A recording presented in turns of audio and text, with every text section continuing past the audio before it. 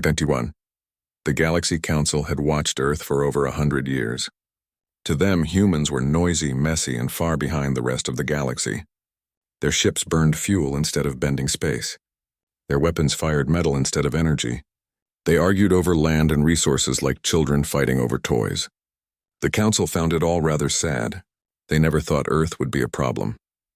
That changed on a quiet morning above Xylos Prime, where the Council's grand chamber floated in orbit around a blue-green gas giant.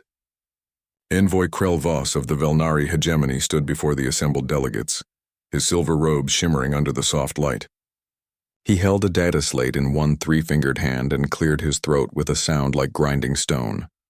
"Brothers and sisters of the stars," he began, his voice calm but firm, "the time has come to act.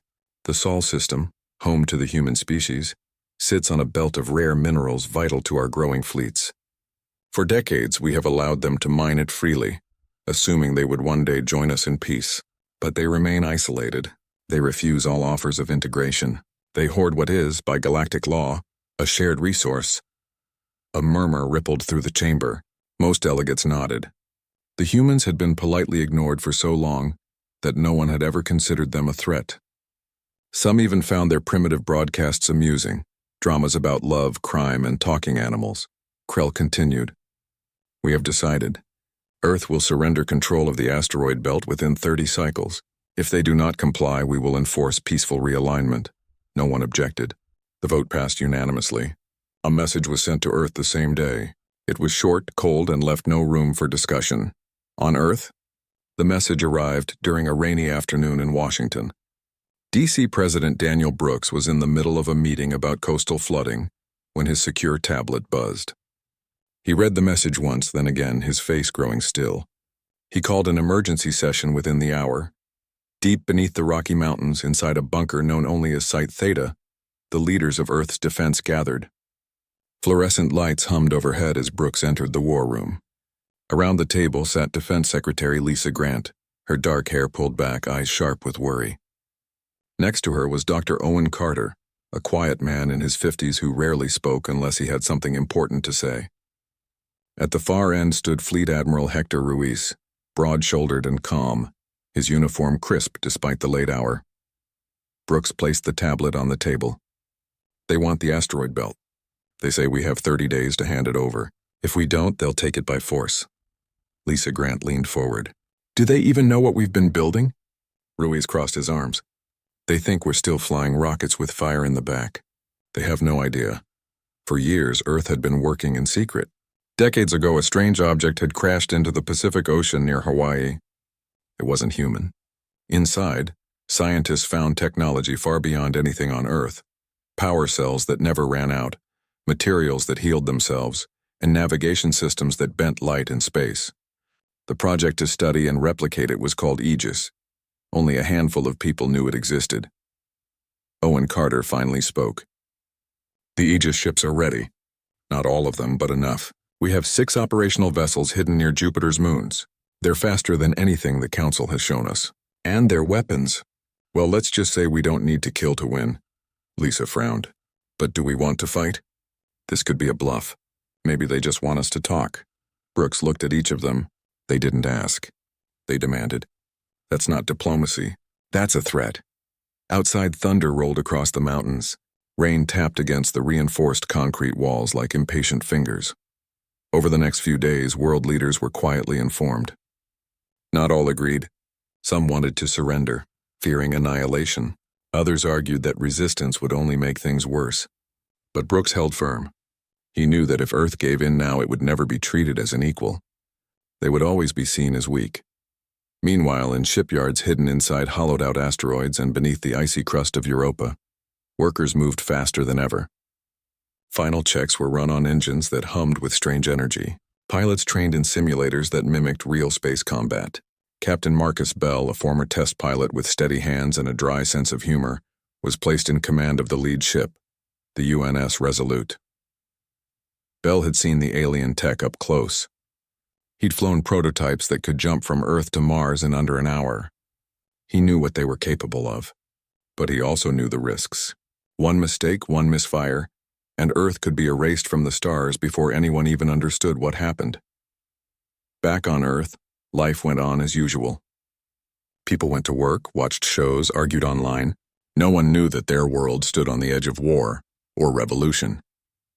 The media reported only vague rumors about diplomatic tensions with off-world entities, which most dismissed as conspiracy theories. But in the quiet halls of Site Theta, plans were set in motion. Ruiz gave the order to activate Phase 1 of Aegis. All ships would move to defensive positions.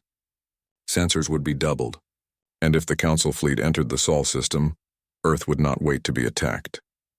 The 30-day countdown began. As the days passed, tension grew. Scouts reported Velnari ships gathering near the edge of human space. Then came the first sign of movement.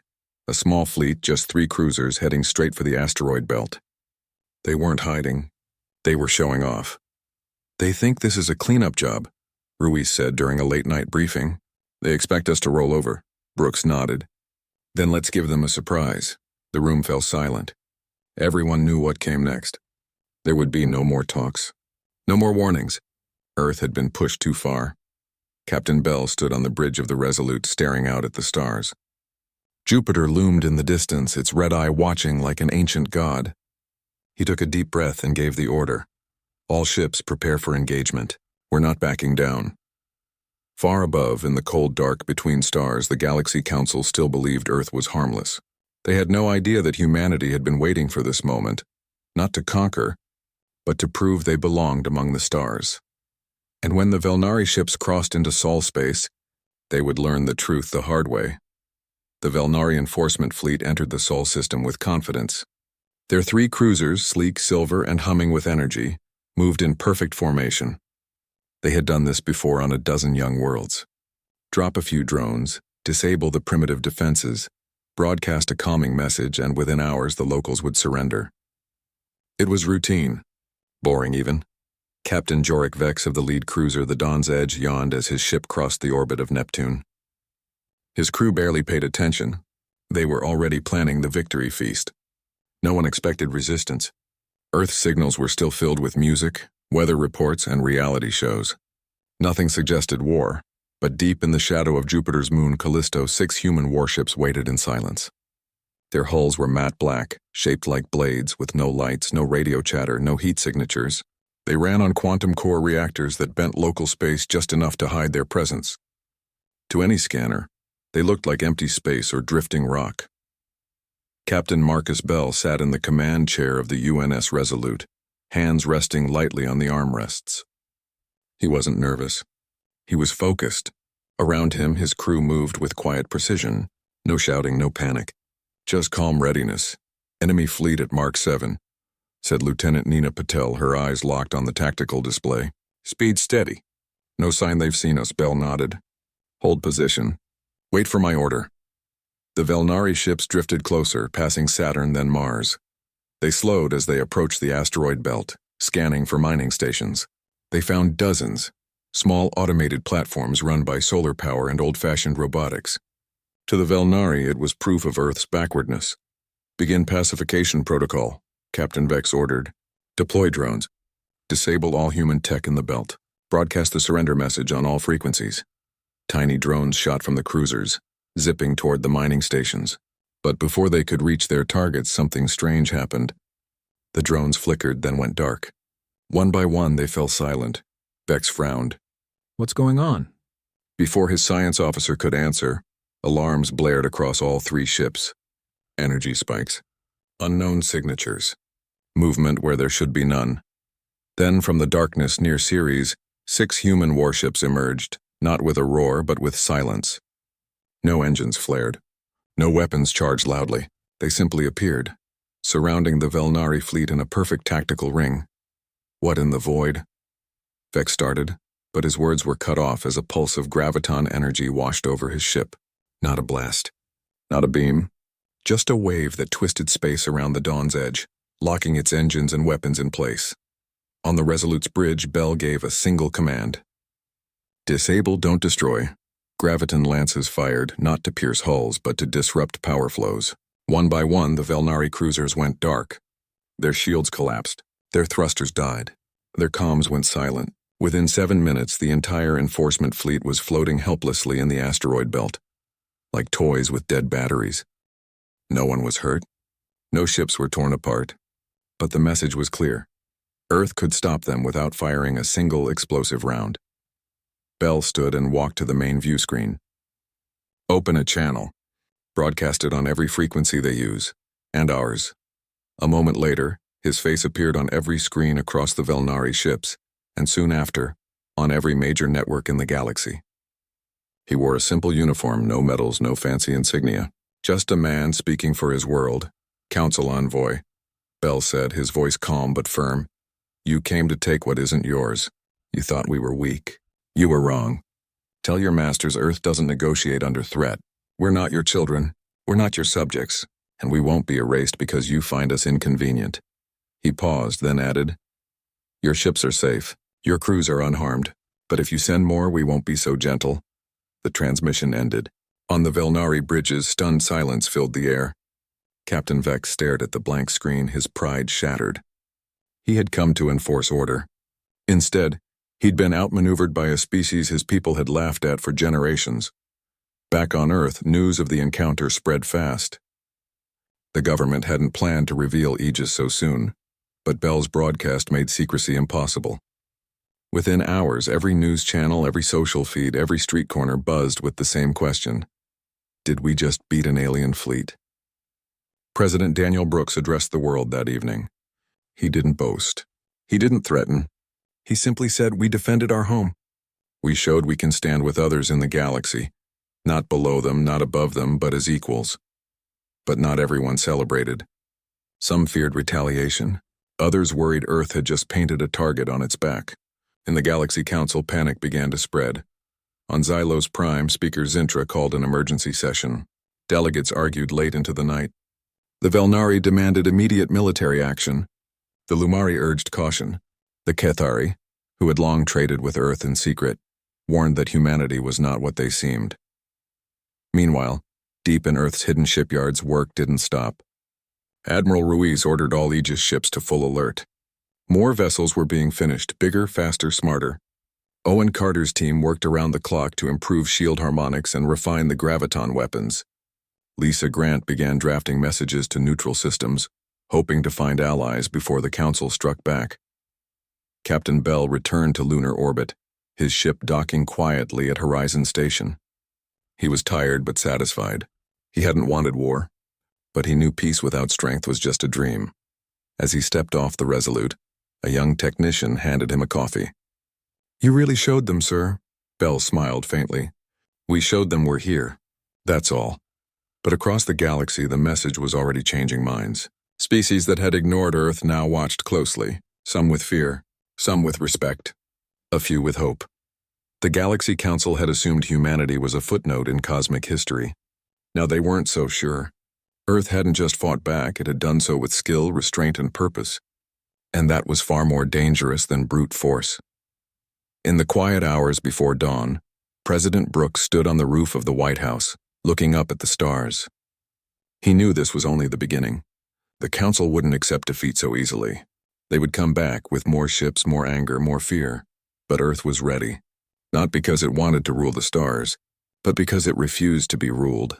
And somewhere out there in the endless dark, the first real test of humanity's place among the stars had just begun. News of Earth's victory spread faster than anyone expected. Within hours, every major system in the galaxy had seen Captain Bell's broadcast. At first, many thought it was a trick, a fake made by rebels or a rogue faction. But when the Velnari fleet failed to respond to hails, and when independent scouts confirmed the 3 cruisers were floating powerless near Ceres, doubt turned to shock. On Xylos Prime, the Galaxy Council chamber buzzed with voices louder than ever before.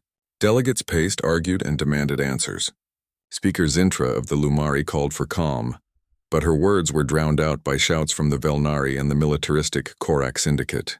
They humiliated us, snarled Velnari High Marshal Toravek, sister to the captured captain. We cannot let this stand.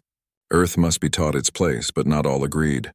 The Cathari ambassador, a soft-spoken being named Olan, raised a gentle hand. Perhaps, he said, we were wrong to assume they were weak.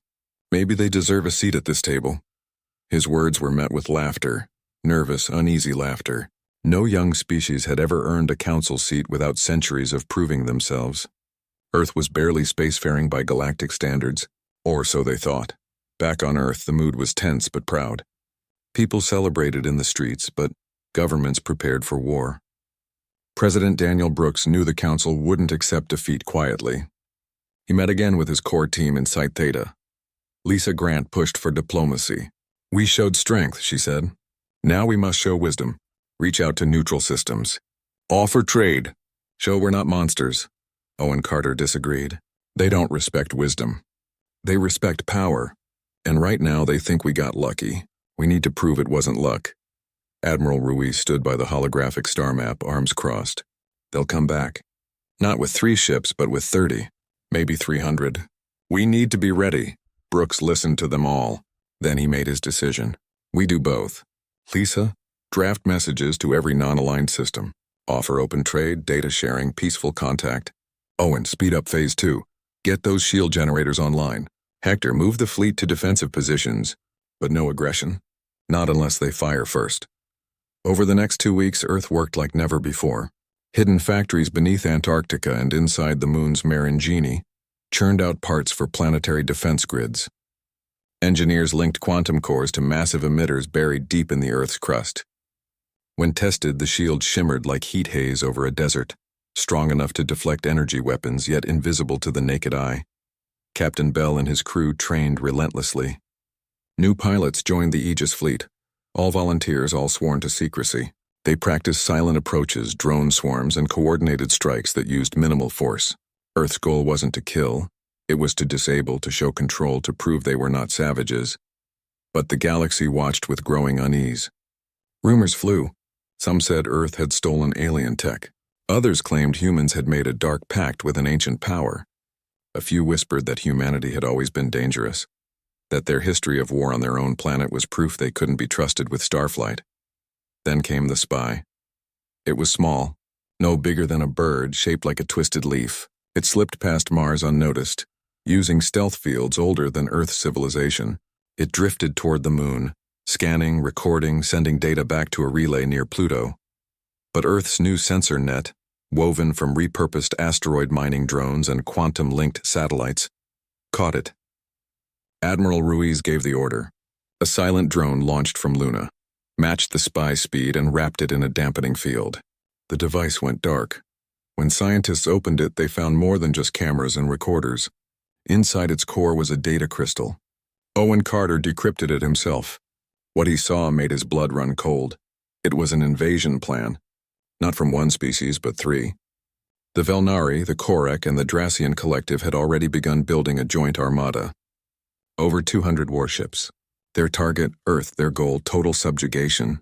The plan included orbital bombardment if resistance was excessive. "They're not coming to talk," Carter said, handing the report to Brooks. "They're coming to erase us." Brooks read it in silence. Then he called an emergency global council. For the first time, leaders from every nation saw the full truth. The alien tech, the Aegis fleet, the coming storm. Some were angry they hadn't been told sooner. Others were terrified. But most understood. This wasn't just Earth's fight anymore. It was everyone's. In cities around the world, people didn't panic. They prepared. Factories switched to defense production. Schools ran drills. Volunteers signed up for civil defense units. There was fear, yes, but also a strange unity. For once, humanity wasn't divided by borders or beliefs. They were one species facing a common threat. Lisa Grant sent her messages. To the Cathari, she offered mineral rights in the outer belt in exchange for neutrality. To the free traders of the Helios Ring, she promised open ports and fair prices. Some replied with caution. A few sent quiet words of support. None joined the council's side, yet. Meanwhile, Captain Bell took the Resolute on a long patrol near the edge of the system. He wasn't looking for a fight. He was showing presence. Let them see Earth's ships. Let them know we're watching. One night, as Jupiter's storm swirled below, Bell received a private message from Ruiz. "They're moving," it said. "Fleet sighted past the heliopause. Big one, get ready." Bell didn't reply. He just looked out at the stars and whispered, "So it begins." On Earth, children still played. Farmers still planted crops. Artists still painted. But beneath it all, a quiet resolve had taken hold. They had shown the galaxy they could fight. Now they would show they could stand. The Galaxy Council thought Earth was a problem to be solved. They didn't realize they had awakened something far older than technology, something called pride. And pride once lit was hard to put out. As the first enemy ships crossed into human space, Earth held its breath. Not in fear, but in focus. They had one chance to prove they belonged among the stars. And they would not waste it. The enemy fleet arrived like a storm rolling in from the sea. Over 200 warships from the Velnari, the Korak Syndicate, and the Dracian Collective filled the void beyond Pluto. They moved slowly, deliberately, their hulls gleaming under the distant sun. This was not a raid. This was a show of power meant to crush hope before the first shot was fired. On Earth, alarms did not blare. There were no panic broadcasts. The people went about their lives, but everyone knew. The sky belonged to someone else now, or so the invaders thought. Deep in Site Theta, President Daniel Brooks stood beside Admiral Hector Ruiz as holograms showed the enemy's approach. The armada was massive, bristling with weapons, shields, and enough firepower to glass a planet. But Ruiz didn't look afraid. He looked ready. They think numbers win wars, Ruiz said quietly.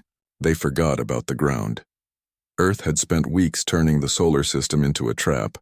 Mines hidden in comet trails, drone nests tucked inside hollow asteroids, gravity lenses buried near Neptune that could bend light and confuse sensors. And around Earth itself, the planetary shield hummed to life for the first time, invisible but strong. Captain Marcus Bell waited near the orbit of Mars, the UNS Resolute flanked by 5 sister ships. They were outnumbered 40-1, but they had one advantage. They knew every rock, every shadow, every current of solar wind in their home system. The enemy did not. The first move came from the Velnari. Their lead ships pushed forward, broadcasting a final demand: surrender now or your world will burn. Bell didn't answer. He gave a single hand signal. From the asteroid belt, hundreds of small drones launched, not weapons, but mirrors. They unfolded in space, catching sunlight and focusing it into blinding beams that overloaded the enemy's optical sensors. For a few critical seconds, the invaders were blind. In that moment, Earth struck. Graviton pulses fired from hidden platforms near Ceres, twisting space around 3 Korak destroyers. Their engines stalled. Their crews screamed as artificial gravity failed. Then from the dark side of Phobos, Bell's fleet hit hard and fast. Graviton lances disabled weapons. Tractor beams yanked ships off course. EMP burst fried unshielded systems. No explosions. No fireballs. Just silent, precise takedowns. The Council fleet panicked. They expected a wall of ships. Instead, they found ghosts. Admiral Rule of the Dracian Collective ordered a full advance on Earth. Ignore the small ships. Target the planet. Break their shield. Dozens of heavy cruisers broke formation and raced toward the inner system. They fired plasma torpedoes as they came. But when the torpedoes neared Earth, they hit the shield and vanished. Not deflected. Not blocked. Absorbed. The energy was fed back into the planetary grid, making the shield stronger. On the bridge of the Resolute, Lieutenant Nina Patel grinned. They just charged our batteries, Bell nodded. Let them keep trying. The real battle began near the moon. The enemy thought Luna was defenseless. They were wrong. Buried beneath its surface were railgun emplacements powered by mini-quantum cores. As the first wave of ships entered lunar orbit, the moon itself fired back. Tungsten rods, accelerated to near-light speed, punched through shields like paper, not to destroy but to cripple. Engines melted, weapon mounts twisted, ships spun out of control. From Earth's surface, people watched in awe as streaks of light crisscrossed the sky. It looked like a meteor shower, but it was war. Admiral Ruiz coordinated everything from orbit. His voice stayed calm as he directed drone swarms, redirected shield harmonics, and called in fleet movements. He wasn't just defending Earth, he was herding the enemy into kill zones. One by one, Council ships fell. Not to brute force, but to clever traps. A Korak carrier chased a decoy signal into Saturn's rings, only to be shredded by ice shards moving at orbital speeds. A Velnari flagship tried to jump behind Earth for a surprise attack, but emerged inside a minefield disguised as space junk. It limped away, half its hull gone. The invaders grew desperate. They started firing wildly, wasting energy, breaking formation. Fear spread through their ranks. They had come to crush a child. Instead, they faced a hunter who knew every inch of the forest. Captain Bell led the final push. His fleet darted between enemy lines, disabling command ships, cutting off communications and capturing bridge crews with boarding drones that injected sleep gas through hull seams. No one died, but the message was clear. Earth could take them apart without hatred, without rage, just cold, clean skill. By the time the battle reached its peak, over half the Council Armada was disabled, floating, silent, helpless. Admiral Rule of the Drassian Collective tried to retreat, but his ship was caught in a gravity net spun by 3 Aegis vessels near Venus. He opened a channel, voice shaking. "What do you want?" "We will pay. We will leave." Bell appeared on his screen again, same calm face, same steady eyes. "We don't want your money. We don't want your fear. We want respect. Tell your council, Earth is not yours to take. And if you come again, we won't stop at disabling your ships." The transmission ended. The Drassian admiral sat in silence, staring at the stars. For the first time, he understood. This wasn't a battle for resources. It was a battle for dignity. Back on Earth, people cheered, not because they had won, but because they had stood. Children hugged their parents. Strangers shook hands. The world felt smaller, tighter, like a family that had faced a storm together. President Brooks didn't celebrate. He knew the war wasn't over. The council would regroup. Some would call for total war. Others might finally listen, but for now Earth had done the impossible. They had faced the galaxy's might and held their ground. As the last enemy ship drifted away, Captain Bell looked down at his homeworld. Blue, green, fragile, but not weak. Never weak, and in the quiet of space, Earth's message echoed louder than any weapon. We are here, and we are not going anywhere. The Galaxy Council did not send another fleet. Instead, they sent a single ship, small, white, and unarmed. It carried no weapons, no soldiers, only a delegation of 5 beings wrapped in robes of peace. They asked for a meeting, not in orbit, not on a neutral station, but on Earth itself. President Daniel Brooks agreed. The meeting would take place on Horizon 1, Earth's new orbital station, built in the weeks after the battle. It floated above the equator, clean and bright, with wide windows that showed the curve of the planet below. No guns, no shields active, just open doors and clear intentions. The delegates arrived nervous. They had seen the reports. They knew what Earth had done to their armada. As they stepped onto the station's main deck, they expected cold stares, armed guards, maybe even cages. Instead, they were met by Lisa Grant, calm and smiling, offering water and seats. Brooks entered a few minutes later. He wore a simple suit, not a uniform. He shook each delegate's hand or tentacle or fin as best he could. Then he sat at the center of the table and spoke plainly. "You came to take our home," he said. "We stopped you, not because we hate you, but because we love our world too much to lose it." The lead delegate, Speaker Zintra of the Lumari, lowered her head. "We were wrong," she admitted. "We judged you by your age, not your heart. For that we are sorry." Silence followed. Not the silence of fear, but of understanding.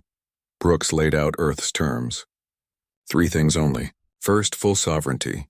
No more demands, no more ultimatums. Earth would control its own space, its own resources, its own future. Second, open access to galactic trade routes so humans could buy, sell, and learn like any other species. Third, a permanent seat on the Galaxy Council. Not as a guest, not as a student, but as an equal. The delegates exchanged glances. These were bold requests. No young species had ever asked for all 3 at once. But after what they had seen, they knew saying no would be foolish. Zintra spoke for them all. "We accept." The treaty was signed the next day.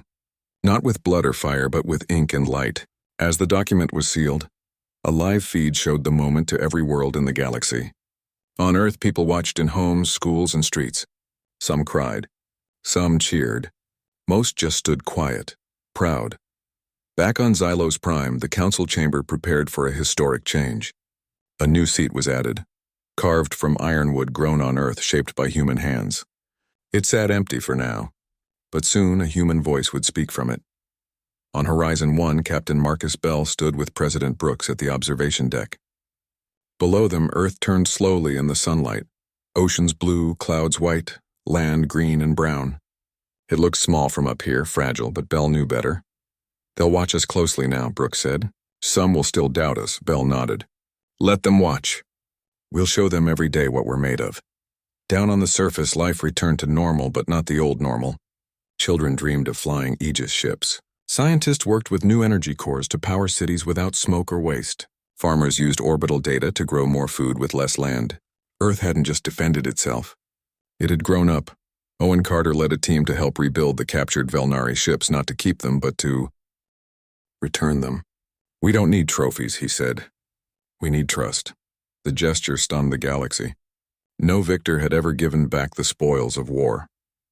Lisa Grant opened Earth's first interstellar embassy on a neutral moon near the Helios ring. Traders came from a dozen systems, curious, cautious. They found humans fair in deals, quick to laugh and slow to anger. Word spread. Earth was not what the old report said. Admiral Ruiz kept the fleet ready but not aggressive. Patrols flew the edges of the system, not to threaten, but to protect. And always the planetary shield stayed active. Quiet, strong, a promise kept. Months passed. Then came the day the Galaxy Council held its first full session with Earth present. President Brooks didn't go himself. He sent Captain Bell. You showed them our strength, Brooks told him. Now show them our voice. Bell wore no medals. Just a dark coat with a small earth pin. When he stepped into the grand chamber, every eye turned to him. Some glared. Some watched with curiosity. A few nodded in respect. He didn't give a long speech. He simply said, we are here to listen, to learn, and to stand with you, not under you, not above you, but beside you. Earth is ready. After the session, delegates from smaller systems approached him. The Ketheri offered star charts. The free traders asked about Earth music. Even a Velnari officer, once proud and cold, shook his hand and said, your restraint saved lives. We will not forget. That night, Bell stood alone on a balcony of the council ring looking out at the stars. He thought of the quiet mornings in Montana where he grew up, of the smell of rain on dry soil, of his mother's voice calling him in for dinner. He thought of how far humanity had come, not in ships or weapons, but in courage. Earth had not become a galactic power by destroying others. It had earned its place by refusing to be destroyed. Back home, a new generation looked up at the night sky not with fear, but with hope.